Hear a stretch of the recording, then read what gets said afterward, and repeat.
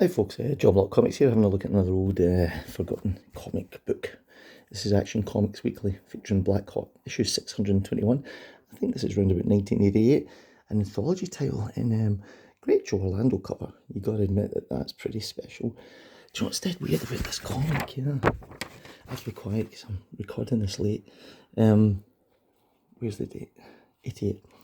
Is that it's quite mature in its tone. The tone of these Action Comics was really quite, I don't know, it was almost kind of indie at the time, yeah. There was some controversy with Green Lantern, and then you get Wild Dog, who's this kind of Punisher type character who does an awful lot of this kind of stuff. Which, you know, I guess isn't that controversial, because Punisher's been doing this for a long time, but there was quite a lot of controversial stuff going on within the pages of this weekly comic book. It wasn't just in that strip there.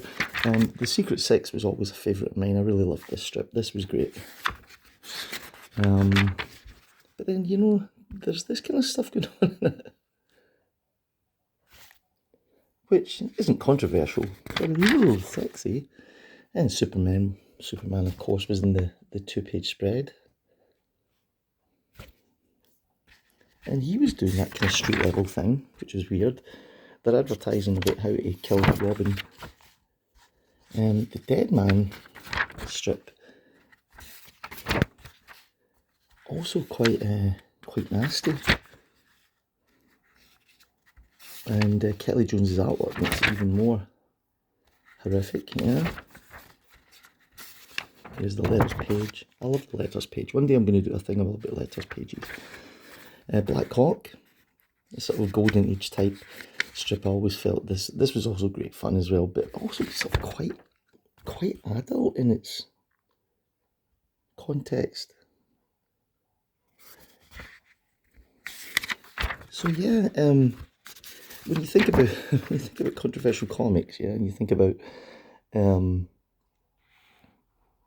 good lord, Black Hawk. Does anybody really need to see that?